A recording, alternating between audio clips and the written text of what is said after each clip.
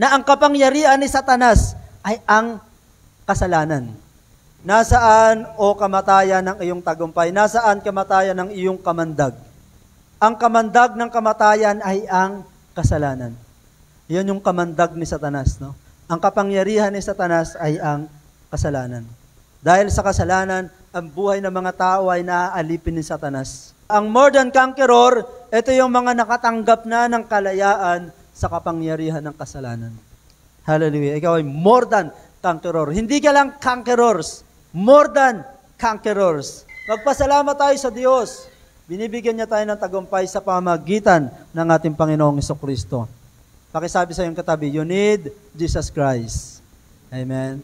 Pero ibig sabihin dyan, encounter, no? Fellowship sa ating Panginoong Jesus.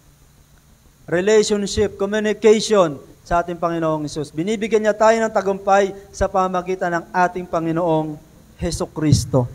Dahil sa ang mga anak na tinutukoy niya ay tao, naging tao rin si Jesus. At tulad nila ay may laman at dugo.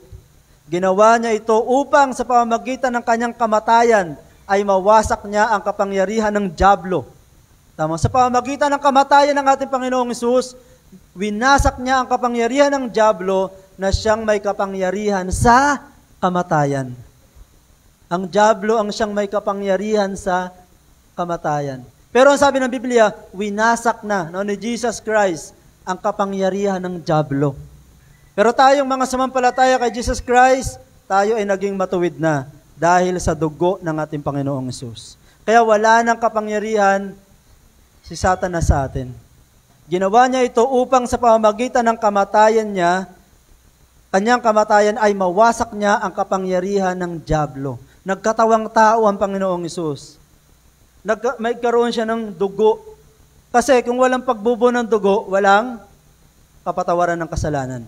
So kaya si Jesus Christ ay nagkatawang tao at nagkaroon siya ng dugo. Siyempre, bilang tao may dugo. So nang sa ganung paraan, nabayaran ni Jesus ang kasalanan ng mga tao sa Diyos. Hindi kay Satanas, ano? Hindi kay sa Diyos. Sapagkat tayo ay nagkasala sa Diyos. No, binayaran ng ating Panginoong Jesucristo ang ating kasalanan ng kanyang dugo. Sa ganon, winasak na ang kapangyarihan ng dyablo.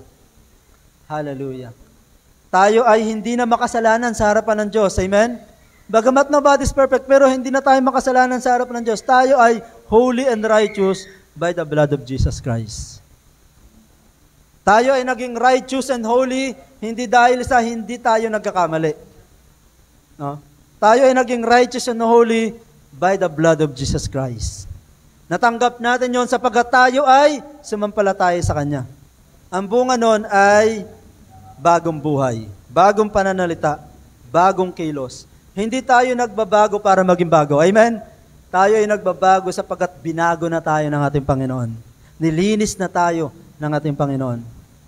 Kaya sa ating buhay, nagkakaroon ng pagbabago. So, yun po yung more than conquerors na sinasabi ng Biblia. Natanggap mo na ang kalayaan sa kapangyarihan o pagkaalipin sa kasalanan. Hallelujah. May mga tao pa rin hanggang sa ngayon, sa kapaligiran natin, ang alipin pa ng kasalanan. Kailangan nilang matanggap ang kalayaan sa kapangyarihan ng kasalanan sa pamamagitan ni Jesus Christ. Kaya nga, no, ang pinaka mahalagang gawain natin is to preach the Lord Jesus Christ. Ipakilala ang ating Panginoong Hesus na tagapagligtas, Panginoon, nagpapalaya. Nang sabi ni Jesus Christ, di ba? You will know the truth and the truth will set you free. Ayun yung more than conqueror. Ikaw ay nakalaya. Nakalaya ka saan? Sa kasalanan. Nakalaya ka sa masamang pamumuhay. Nakalaya ka sa mga pangit na pananalita. Nakalaya ka sa masasamang bisyo. Masasamang gawain. Yun yung more than conqueror. Ang more than conquerors, natanggap mo ang binigay ng Panginoon.